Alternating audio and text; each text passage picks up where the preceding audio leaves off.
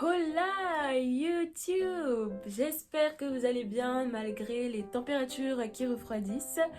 Moi ça va, donc voilà, c'est Miss Kamike et aujourd'hui on se retrouve pour une nouvelle vidéo qui va aborder la santé mentale. En particulier, on va parler des premiers secours en santé mentale.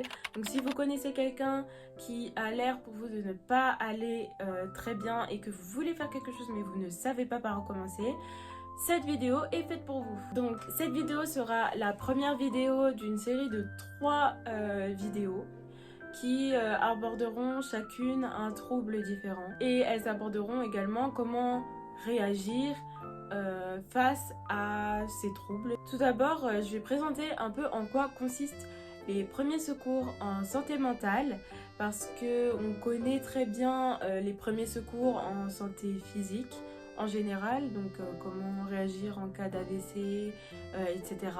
Mais les premiers secours en santé mentale sont beaucoup moins connus. Alors tout d'abord, c'est une idée qui nous vient d'Australie, mais qui est maintenant disponible dans plein de pays, dont la France. Elle fournit le diplôme de secouriste en santé mentale. Plaît-il ?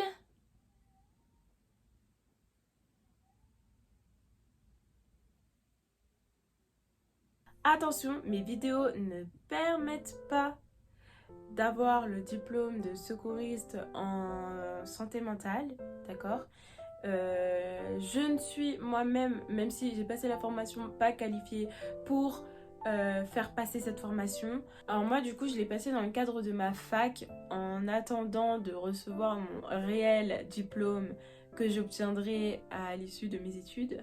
En tout cas, si vous êtes en région parisienne, je sais qu'il y a l'association Iris Messidor qui fait passer cette formation. Donc si vous avez besoin de toute façon d'informations, je pense que tout se trouvera sur le site PSSM. Donc passer cette formation vous donnera certainement beaucoup plus de détails que ce que moi je vais vous donner dans ces vidéos. Je vais essayer de faire assez court. Donc voilà. La formation, ce qu'elle a très cool, c'est que elle a pour essayer de combattre les préjugés qu'il y a sur la santé mentale et sur les troubles psychiques. Elle permet aussi de rendre les gens beaucoup plus vigilants par rapport à la santé mentale. Souvent, les troubles mentaux ne sont pas considérés comme de vrais troubles, mais c'est bien réel et ça peut être très très grave, tout aussi grave qu'une maladie physique en fait. Il faut savoir aussi que n'importe qui, quelle que soit sa situation sociale, ethnique, financière, peu importe, peut être touché par les troubles psychiques. Certaines personnes arrivent même à cacher très très bien leurs troubles. Pendant toute cette série de vidéos, on va pas parler de gravité, parce que ce serait hiérarchiser les maladies et les troubles, et enfin c'est pas comme ça qu'on fonctionne. On va parler de retentissement. Donc le retentissement, ça va prendre en compte le nombre de personnes qui sont touchées, le nombre de personnes qui en meurent, à quel point ça handicape dans la vie de tous les jours et plusieurs autres facteurs. Je me permets de le préciser parce que j'ai dû remettre à sa place un cher monsieur sur cette magnifique plateforme qu'est YouTube, qui est un nid à personnes ignorantes et débiles. Pour cette vidéo, du coup, on va se pencher sur la dépression, qui a un retentissement énorme. C'est un truc qui est vraiment sous-estimé et qui pourtant a plus de retentissement que le cancer du poumon. Donc c'est pour vous dire, that's huge. La dépression, ça va se traduire par quoi ? Ça va se traduire par une grande mélancolie, un désintérêt pour tout ce qui intéressait la personne à la base, de l'apathie, un manque d'hygiène, l'impression d'être une cause perdue. Dans les cas les plus graves, une envie de mourir en fait, des tentatives de suicide, des choses comme ça. La dépression, elle peut s'associer à plusieurs troubles en même temps, genre l'anxiété, ou on peut être une personne schizophrène et être dépressif, il n'y a pas de règle. Elle peut être super sévère. Je ferai une vidéo sur la dépression un peu plus tard, je pense, parce que ça peut être intéressant. Enfin, vous me direz si ça vous intéresse, en tout cas, pour expliquer en gros mon ressenti, parce que moi je suis passée par là et j'en suis sortie. On va passer à la partie importante de cette vidéo, enfin tout est à peu près important, mais en gros la partie pour laquelle normalement vous avez cliqué sur la vidéo, à part le fait que je sois mignonne et tout. Pour intervenir dans une telle situation veut dire vous avez remarqué que votre proche vous dit que elle se sent déprimée, qu'elle n'a envie de rien, qu'elle est toujours triste, a envie de mourir, ou alors vous remarquez qu'elle ne se rend pas sur son lieu de travail ou bien à des activités qui d'habitude lui font plaisir, ou alors qu'elle ne prend plus soin d'elle, ça se dit? C'est Yel? Merci le petit Robert.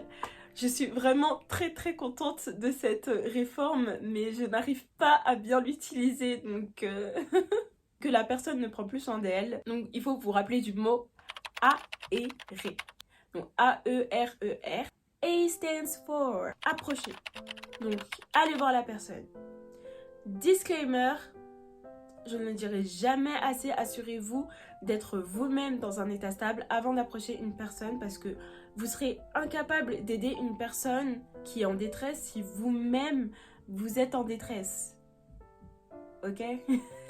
Assurez-vous aussi de choisir le bon moment. Il faut que la personne soit libre et que vous aussi. Il faut que vous ayez bien le temps de discuter. Il ne faut pas, par exemple, prendre la personne à part juste avant un rendez-vous et tout, que vous soyez pressé. Non, il faut que vous ayez bien le temps. Choisissez aussi un endroit qui est plutôt calme. En général, on n'a pas trop envie d'aborder ces choses-là en public, devant tout le monde. Il y a un cas de figure où vous allez approcher et en évaluant l'état de la personne, vous allez vous rendre compte qu'elle est complètement en état de crise. Dans le cas d'une crise dépressive, le A va se transformer en gros en assisté. C'est-à-dire que si vous assistez à une TS, il faut tout d'abord mettre la personne en sécurité. C'est-à-dire lui enlever le matériel qu'elle comptait utiliser, ou bien l'éloigner du vide. Si elle a ingéré quelque chose, appelez les secours. Petite parenthèse, quand vous parlez d'une personne qui n'a pas abouti sa tentative, qui ne l'a pas menée entièrement, dites pas qu'elle a raté sa tentative de suicide, parce que... Enfin, faites très attention aux mots que vous utilisez parfois. Enfin, voilà quoi. Je pense que vous avez compris. On passe à la deuxième lettre, donc c'est E. And it stands for écouter sans jugement et attentivement. Donc c'est super important d'écouter la personne et de la laisser parler, de la mettre en confiance, de l'encourager à parler de ce qui la tracasse, depuis combien de temps, etc. Pour cette étape, vous n'avez pas besoin de parler, c'est vraiment elle qui va devoir expliquer pourquoi ça va pas, etc. À la limite, vous pouvez poser des questions pour aller un peu plus loin, ou bien reformuler ce que la personne vient de vous dire pour être sûr d'avoir bien compris. Il faut aussi demander à la personne si elle a déjà pensé à mettre fin à ses jours, c'est super important. Non, contrairement à ce que vous pouvez penser, ça ne va pas l'encourager ou lui donner l'idée de le faire. Au contraire, elle va se dire que vous êtes inquiété pour elle, et vous, d'un autre côté, bah, ça va vous permettre d'anticiper tout ça. C'est-à-dire que vous allez lui demander si elle en a envie, quand est-ce qu'elle compte le faire, avec quoi.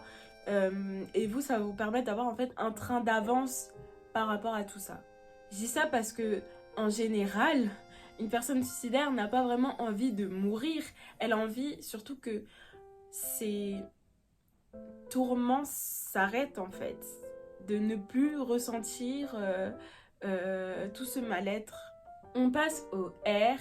Et R, ça va être réconforter et informer. C'est l'étape où vous parlez. Elle n'a pas besoin d'entendre que vous pensez que sa tristesse est irrationnelle, que le suicide c'est quelque chose d'égoïste. En fait, vous ferez qu'empirer les choses, et ça prouverait tout simplement que bah, vous avez rien compris à tout ce qu'on vient de dire.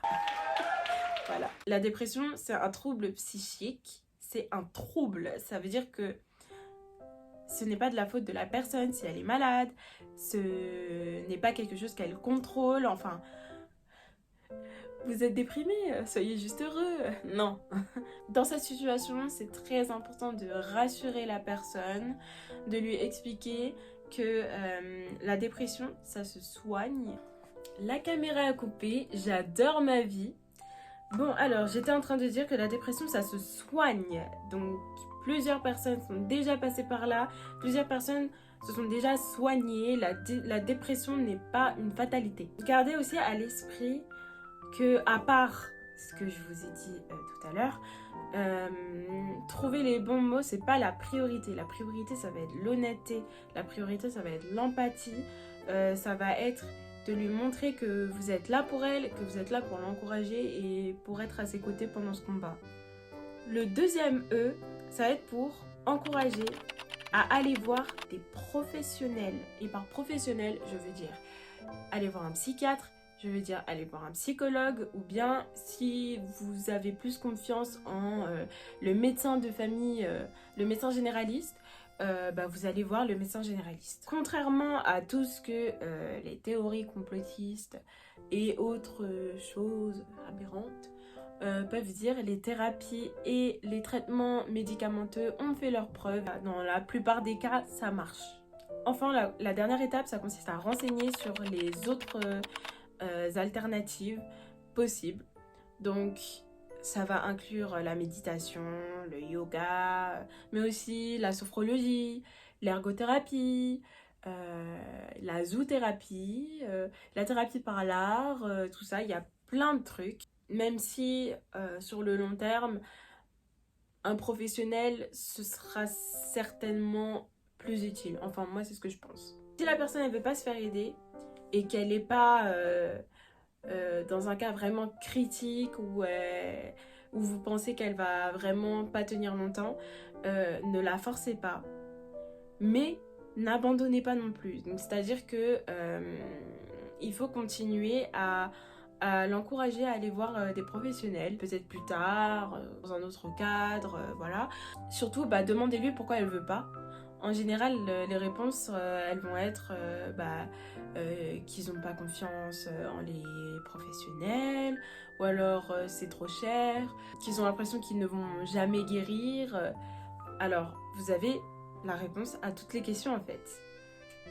Pour commencer, un psychiatre ou un médecin généraliste, on a de la chance d'habiter en France. Ce sont des médecins, c'est remboursé. Ensuite, les psychiatres, les psychologues, les médecins généralistes, toutes ces personnes sont des professionnels, donc ils sont tenus de garder le secret professionnel et de ne pas divulguer les secrets de leurs patients. Sinon, ça serait un peu la merde, hein. Et enfin, si, c'est prouvé, les gens se soignent. Si vous le pouvez, vous pouvez même proposer de l'accompagner, aller voir ces professionnels. Ça lui donnera peut-être un petit coup de pouce, ça l'encouragera peut-être à y aller. Et voilà quoi.